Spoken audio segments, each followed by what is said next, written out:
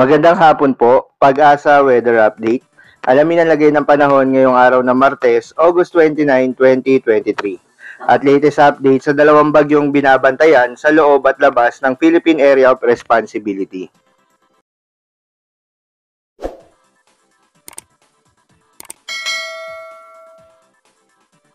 Narito po ang ating weather update sa binabantayan po natin si Bagyong Goring. Si Bagyong Goring ay huling namataan sa layong 180 kilometers silangan ng Apari, Cagayan. Napanatili ang lakas ng hangin ng bagyong ito na kung saan ang lakas ay maabot pa rin sa 155 kilometers per hour at ang pagbugso nasa 190 kilometers per hour.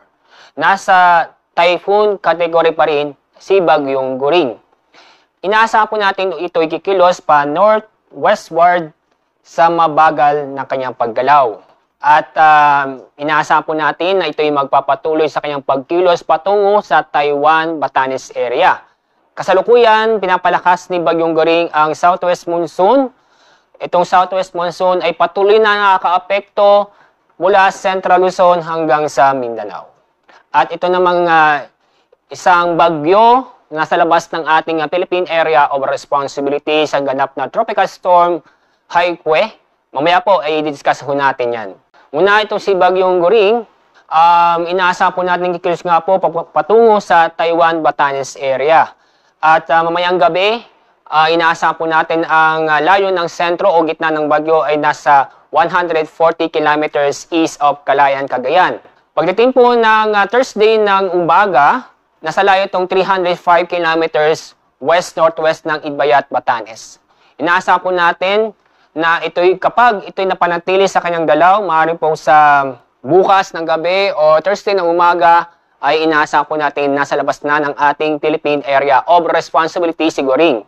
Mula ngayon hanggang sa paglabas o mula ngayon hanggang sa paglapit sa may bandang southern portion ng China, mapapanatili ang kanyang typhoon category. At narito po ang mga lugar po na sa ilalim ng Tropical Cyclone Wind Signal. Una po ang Tropical Cyclone Wind Signal number 3 sa southern portion ng Batanes at northeastern portion ng Babuyan Islands. Signal number 2 ay nakataas sa lalabing bahagi ng Batanes at Babuyan Islands at kasama na rin ang extreme northeastern portion ng mainland Cagayan. Signal number 1 ay nakataas sa northern at eastern portion ng mainland Cagayan, eastern portion ng Isabela, northern portion ng Apayao, at northern portion ng Ilocos Norte. So, ang mga lugar po nito na sa ilalim ng Tropical Cyclone Wind Signal ay makakaranas po ng masungit na panahon. At narito po ang mga pag-ulan dulot ng Bagyong Goring. Yung kulay orange po na 100 to 200 millimeters na inaasahan po natin dami ng ulan, ibig sabihin po niyan ay intense hanggang torrential na pag-ulan ngayong araw na magtatagal hanggang bukas ng tanghali.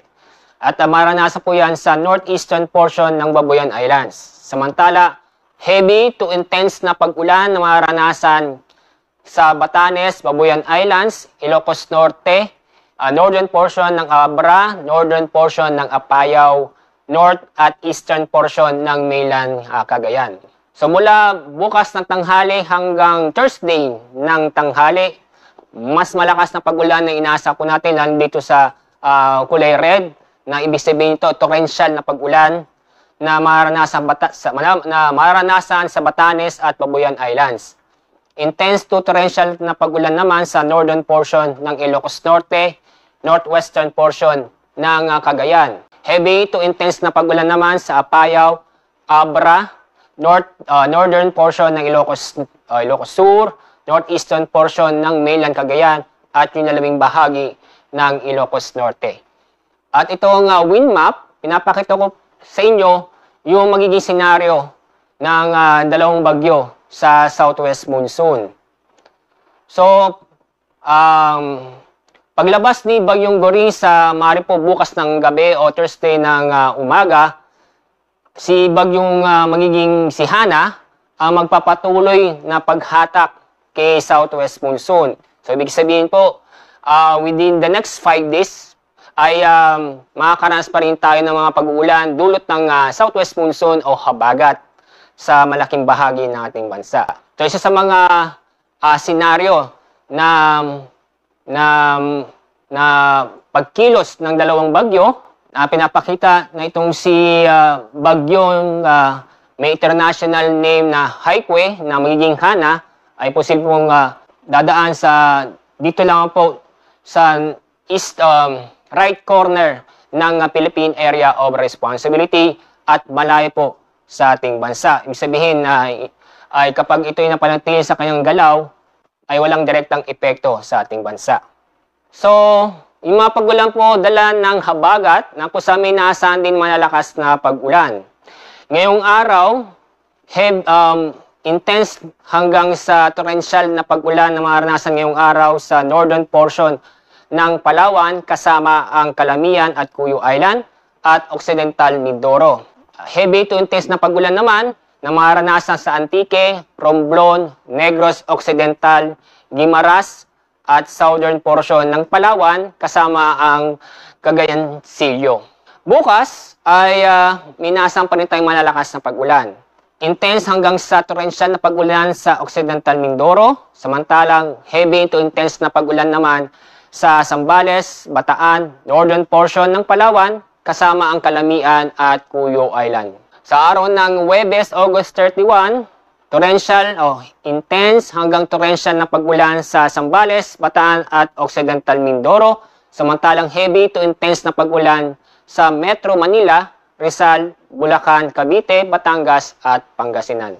At dahil po dito sa mga inaasahan po natin yung mga malalakas na pag-ulan dulot ng bagyo at southwest monsoon, paalala po sa mga babayan po natin na patuloy pa rin tayong mag-ingat at alamin po ang ligtas na lugar dahil sa nandiyan pa rin po ang banta ng pagbaha at pagguho na lupa lalo na lang po sa mga mababang lugar at malapit sa kailugan. At dahil po sa malakas na habagat ay meron tayong gale warning at inyong mapapansin halos buong bansa o buong baybaying dagat sa bansa ay nasa ilalim ng gale warning. Ibig sabihin po ay automatic pong bawal pumalaot ating mga kababayan.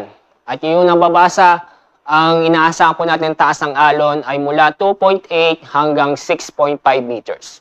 Yung 6.5 meters ay concentrated po sa may bandang Northern Luzon dahil nandun po yung si Bagyong Goring.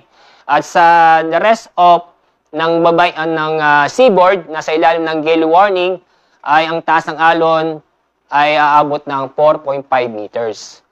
So ang mga lugar po na sa ilalim ng gale warning ay sa Isabela, Batanes, Cagayan, kasama ang Babuyan at Calayan Islands, northern coast ng Ilocos Norte, Aurora, Bataan, Zambales, buong Palawan, Romblon, Marinduque, Occidental Mindoro, Oriental Mindoro, Cavite, Batangas, kasama na rin ang Metro Manila, Quezon, kasama ang Polillo Island, Catanduanes, Camarines Norte, Camarines Sur, Albay, Sorsogon, Masbate, kasama ang Borias Island, Antique, Aklan, Capiz, Iloilo, Guimaras, Negros Occidental, Bohol, Siquijor, Cebu, Leyte, Southern Leyte, Northern Samar, Eastern Samar, Surigao del Norte, Misamis Oriental, Camiguin, Agusan del Norte at Dinagat Islands. Nga po, dahil sa malakas na hangin, dahil sa habagat, ngayong araw makakaranas ng paminsan-minsan malalakas na hangin sa Aurora, Bataan, Bulacan, Metro Manila, Calabarzon, Mimaropa, Bicol Region, Visayas, Dinagat Island, Camiguin at yung malaking bahagi ng Zamboanga Peninsula. Bukas magpapatuloy na may mamalakas na hangin, tuloy pa rin ang habagat sa Ilocos Region, Zambales, Bataan, Bulacan, Metro Manila, Aurora, Calabarzon, Mimaropa, Bicol Region at yung buong Visayas. Sa araw ng Huwebes, minasang pa rin ng malalakas na hangin sa Ilocos Region, Cordillera, Zambales, Bataan, Bulacan, Aurora, Metro Manila, Calabarzon, Mimaropa, Bicol Region, at yung Western Visayas. So, dito naman tayo sa binabantay nating bagyo na sa labas ng ating Philippine Area of Responsibility. Sa ngayon, nasa Tropical Storm category itong bagyo at nasa layong 1,660 kilometers silangan ng extreme northern Luzon. Ang lakas ng hangin malapit sa gitna ng bagyo ay umaabot ng 75 kilometers per hour at ang pagbugso ay nasa 90 kilometers per hour. Inaasahan ang kanyang paggalaw o direksyong west-northwest sa bilis na 20 kilometers per hour. Ito ang forecast track ni bagyong Haikwe na magiging hana kapag ito'y nasa loob ng PAR. Inaasa po natin nasa loob ng PAR itong bagyo pagdating ng bukas ng umaga. At inyong makikita ang magiging forecast o forecast track ng bagyong ito. Nadadaan po dito lang po sa right corner ng PAR. Pag ganito ang direksyon o galaw ng bagyo ay hindi makaka-apekto sa bansa. Pero yung pinakita ko kanina ay siya maghahatak uli kay habagat. Kaya yung habagat, epekto ng habagat sa ating bansa ay magtatagal within the next 5 days.